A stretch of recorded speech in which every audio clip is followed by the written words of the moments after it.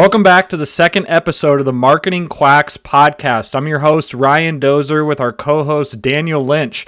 Now, if you're new to the show, we operate an agency called Empathy First Media. We provide all sorts of digital marketing services from pay-per-click, SEO, PR, and beyond. In this episode, we're going to talk about 5 red flags to look for in marketing agencies. Daniel, what's going on, and what's the number one red flag you like to see in marketing agencies? Yeah, so the first red flag, guys, right? And this is just a telltale sign that you need to run the other way. It's if the agency requires you to send the domain to their possession or needs to have control of the hosting or other digital assets. At no point in time should a marketing agency ever require you to transfer your domain, transfer your hosting. I tell all my clients, I want you to own your hosting, own your domain, and we even set up a separate email marketing at the branded domain so that the client actually has full control over everything we're doing. So if we're emailing on their behalf, they have full transparency to do that. And the reality is the amount of clients who have reached out to me because they're like, Daniel, I want to get a new marketing agency, but they own my domain. I don't have access to the back end of my WordPress. I don't have access to the hosting. They're handcuffed, they're in a black hole, and it's a bad spot. That's the number one thing I see all the time. And if that's the case, you guys need to run away and start figuring out, how do I get out of this situation? Yeah, for sure. That's always bad news when that happens. I think the second red flag, I'll jump in here really quickly, is overpromising results. So how many times have we talked to agencies or just you hear from agencies in general, I'll get you number one on Google next week, or I'll get you number one on Google in 2 weeks. I'll get your CPCs down. I'll get you 500 conversions. Overpromising these results and ROI and followers and this and that. Anytime you hear an agency in a sales pitch say, we're going to guarantee this, we're going to guarantee that, we're going to 10x your revenue, we're going to 10x your lead count, run away. That is red flag number 2, is when agencies overpromise results and then typically underdeliver when they overpromise things like that. So Daniel, let's go to you now. What's a third red flag that you see in marketing agencies? A third red flag that I always say has to deal with transparency.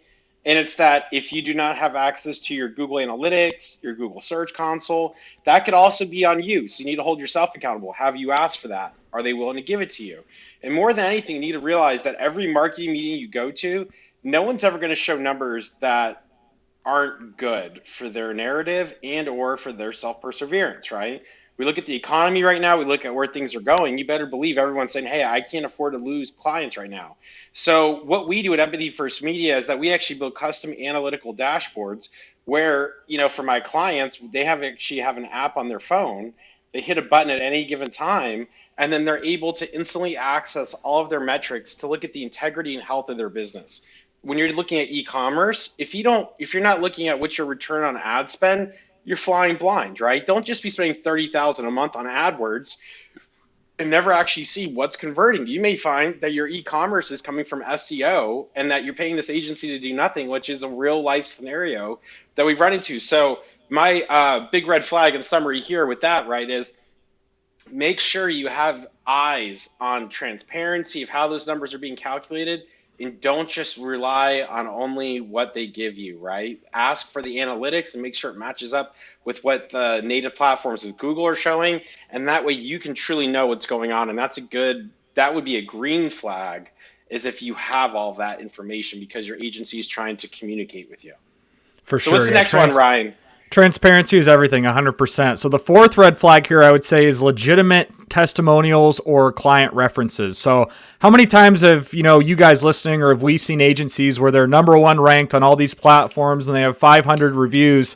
The reality is, guys, there's probably maybe 1 or 2% of those are actually real. So how do you know when reviews are real? Well, call their clients, call people that you know, and have them vet for this agency. Because if an agency actually has legitimate case studies, legitimate results, legitimate clients that can speak highly of them, that's kind of when you know they're legitimate. So that's red flag number 4 in a nutshell, guys, is lack of client testimonials or references that are 100% real. Yeah, and what I'll also piggyback on that, guys, is that if people are saying we're ranked number 1 on this platform, or look at all our reviews, right? In my experience of doing marketing, I've basically relied solely on word of mouth to get quality clients that fit the mold of what we're looking for to get a good ROI from them. And that, I respect the push to always get reviews, but just because someone has 100, 200 reviews, 300 reviews, you would think that the best of that, right? But for all you know, it could be just friends at the bar getting reviews. It could be fake reviews from somewhere else. And that ultimately, what I always challenge people is give your agency a test on the spot of something technical, right? Actually test their brain, because what you'll realize is that 99.9% of these people, they know absolutely nothing when you challenge them, right? And if you break them up front, right, with those tough questions, you're also going to realize that yes, they may have 400 reviews, they may be number one on this, but guess what? Maybe people had a different account manager. Maybe they had someone that was higher up that you're not going to have, right? And that you need to always true up your experience that you're investing company resources into and making sure that you are getting that. And do not let these other agencies gaslight you by saying, well, we're number one on this. Look how powerful we are. Let's get leadership involved, right? A lot of corporate agencies are structured just like everything else in corporate America, right? And so it's one of those things where you're always going to be led to believe that you're doing something wrong or the burden's on you. And ultimately, it's the blind leading the blind, that you're trying to have this other agency, guide you down the runway with your business, but you just have no idea what's going on. So you don't know how to ask those tough questions. That's why with a lot of our clients that we've taken over, we actually will audit other agencies and actually expose that. And that's amazing how clients are paying for things and they're not even getting remotely close to the work. Yeah, perfect Yeah. Well, example. yeah. And the final point, too, I'll mention on that, Daniel, before we hop into red flag number 5, is that there are actually companies designed to spin up fake reviews from India. There's using AI to generate reviews. We ran into a situation in the past where this person had 200 reviews from these credible sources, but then we come to find out when you get rid of the Iron Curtain is that they hired this agency in India to spin up all these fake reviews, but they look very credible online. So a potential client, a potential customer would see all these reviews. They would have no thinking or no thought that they could outsource that, and some agency specializes in fake reviews. So I think it's important to bring that up too. Yes, yes, I definitely agree. So Daniel, what's a fifth red flag? Fifth red flag. Yeah, so I would say something here, guys. And this, I've got to be careful how I phrase this, but agencies that are too loyal to a SaaS platform, okay? And that, I personally take a lot of pride with my clients that, if they're doing e-commerce, use an e-commerce tool. Don't use another platform just because you're a partner chasing your tier status. And that there's a lot of these big partner programs out there for the major SaaS companies, the big boys that are all in front of us every day. And HubSpot. What are some big ones? HubSpot. HubSpot's definitely a big one. Klaviyo is a big one. Shopify is a big one. Salesforce, Marketo, Drift is another active campaign.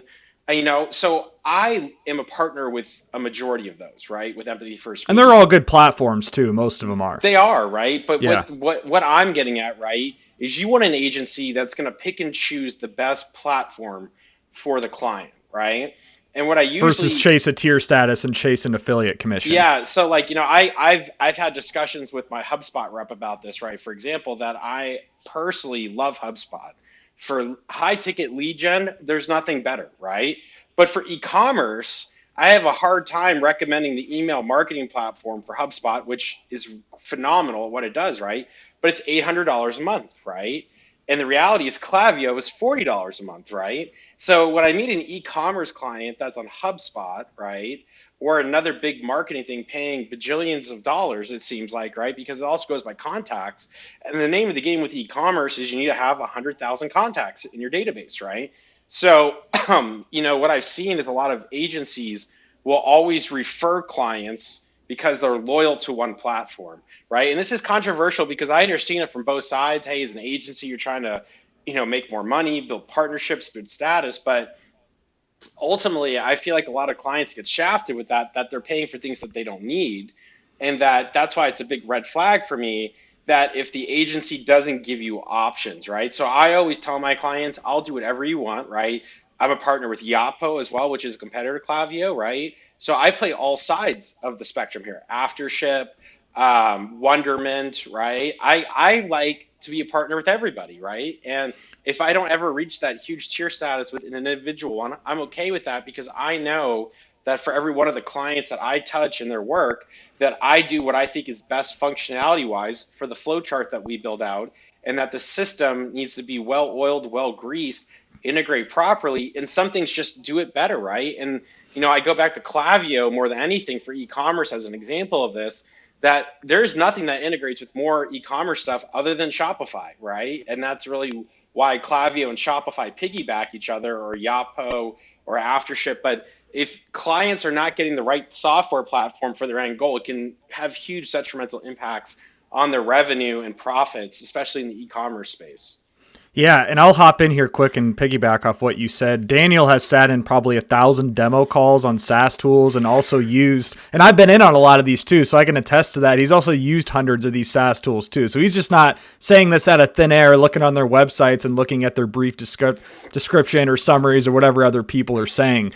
So I think a bonus red flag, I want to throw this in here too that we didn't talk about, is also agency size. So if an agency has hundreds or if not thousands of people, that right there tells me that's a red flag, because you're not going to get the level of care that you would get at a 25, 50, maybe even a smaller agency, right? Where the big agency might seem more credible. They have all these awards. They have all these top clients, the Nikes, the Amazons that they like to boast on their website, regardless if they did one project or is an actual client.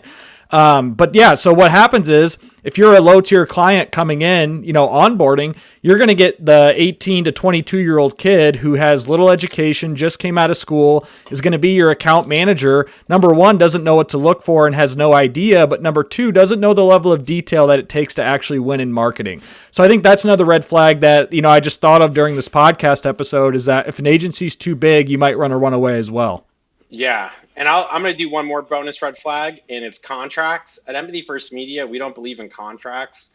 And that what you find is a lot of these agencies will always lock you into a contract. You'll have auto withdrawal, and they basically handcuff you, right? So piggyback back on number one, red flag is like if they own your domain and everything. Like if you legally are signing these things over to them, guys, like you need to really open your eyes, read the fine print. A lot of them will always have a 30-day cancellation clause.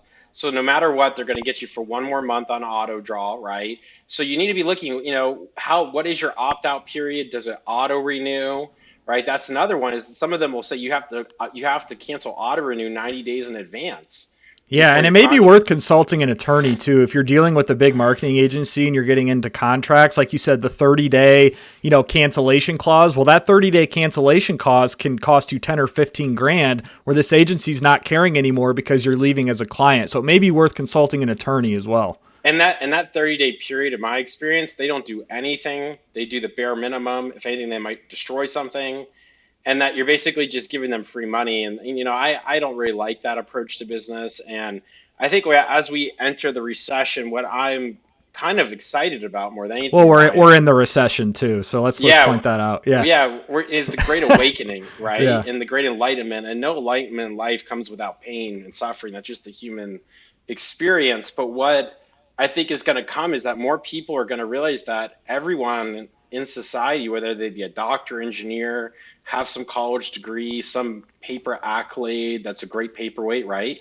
That if you don't ask the right questions to make sure you're with the right person, you're just falling in line because everybody's going to tell you what you want to hear. And then they're going to try to lock you in, right? They're going to try to screw you. And that everybody should be guarded with their money and actually test people.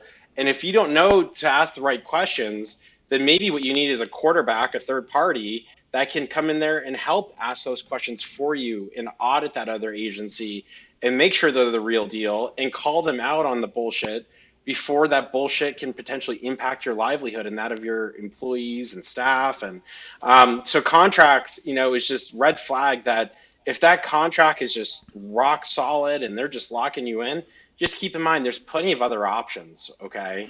Yeah, And For sure. And if you're listening and you're working with an agency and you're locked into a contract, one service that we offer at Empathy First Media is that we'll actually sit as a third party and like in meetings, your weekly or monthly meetings, and we'll audit exactly what the marketing agency is saying. And we'll send you a report of, hey, this was good, but hey, here are 5 things that were giant red flags and you should be squeezing them to get more money out of them, right? So that is a third party service that we offer, is coming in as a consultant to make sure that your marketing agency is actually doing their job and you're getting ROI on that investment that you're spending. But that's it, guys. Just a super quick podcast episode here on 5 red flags to look out for in marketing agencies.